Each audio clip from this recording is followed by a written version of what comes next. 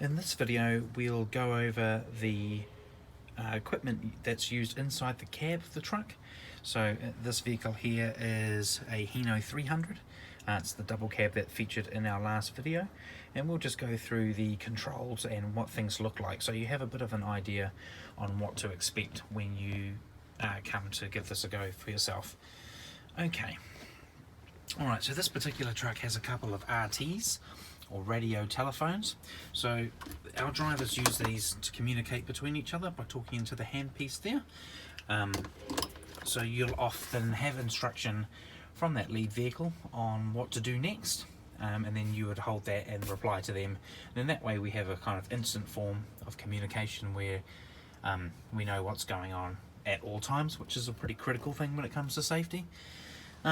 So this particular vehicle has two RTs, so there's another one there. They must operate on different channels. Okay, right, so we'll just turn on the vehicle here so I can get the arrow board going. Okay, so part of what we need to do is provide direction for the road user, and a good way that we use in the traffic management industry is through our horizontal arrow board.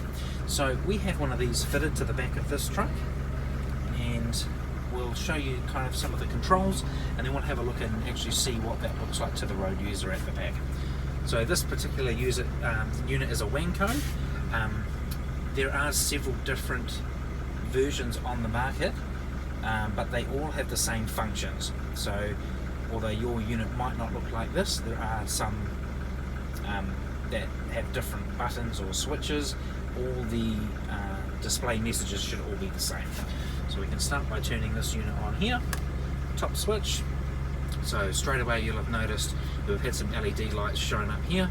So what that is an indication on what's showing on the rear board of the vehicle. So we can switch between the different things here, and see, you notice that it changes. So this is what's been shown directly to the road user behind us. So a lot of these ones aren't used in New Zealand. Every vehicle is set up for the American market. You will be instructed by your lead vehicle and your supervisor on which particular setting that they want you to have it on.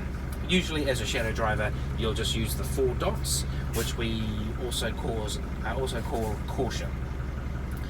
You can also adjust the brightness on how it is out there at the back. So during the day you tend to want the brightest setting possible, just because if you've got a lot of natural light it can be quite hard for the road user to see.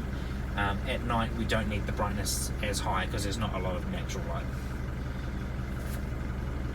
Okay, right, so I will finish this video and we'll show you what it looks like from the back in the next one. Thank you.